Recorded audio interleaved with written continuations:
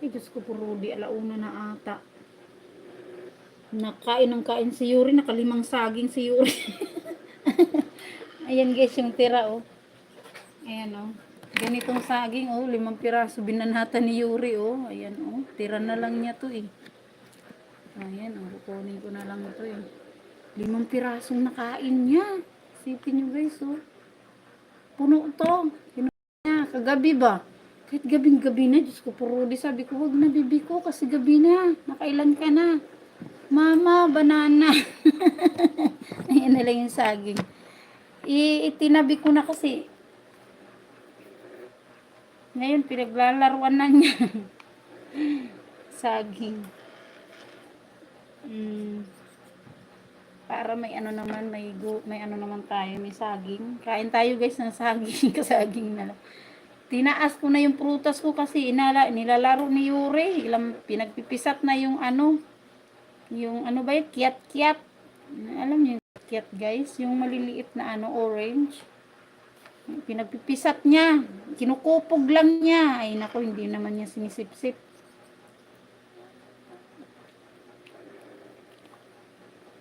$20.25 na Mibes. Di ko Sis Mibes, Yahoo. Ayan, 20.25 na Ate Mibes. Di ko pa alam yung 27 sa channel name nyo po. Baka ano yan? Number lang siguro. Tama ba, Ate Mibes? Ano lang? Kasi minsan tayo, kay Kuto lagi Kuya Sam, o ano ba yung 66?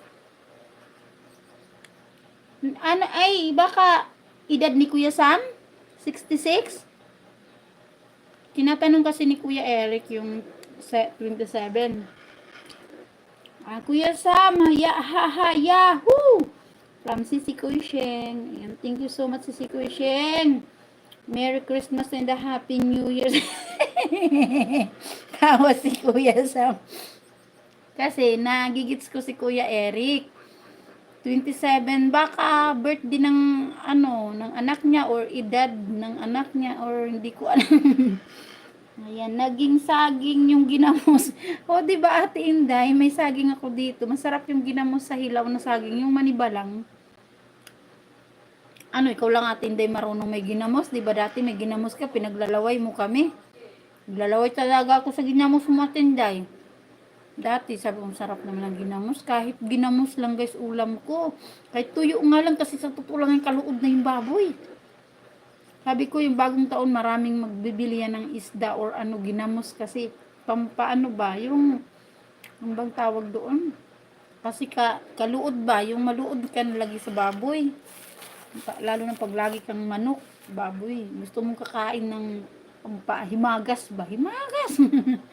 Oo, kasi sa totoo lang ang ginamos guys na hindi ko yan inaano no.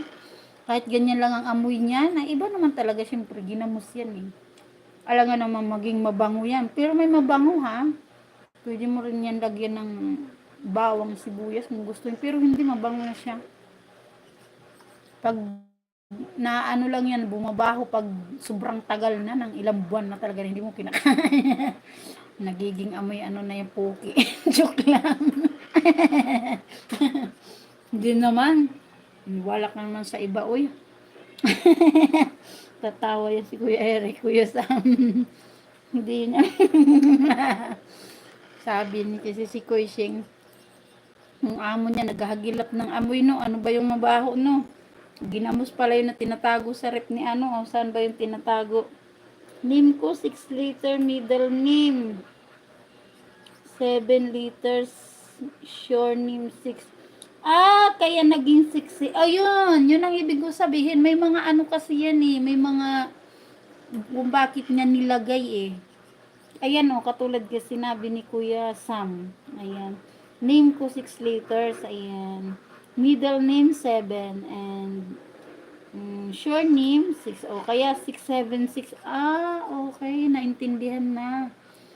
Hindi ko rin ano kay Ate Mibes. Iwan ko kay Ate Mibes. Yung 27 niya. Hindi ko alam kung saan nagmula ba, no?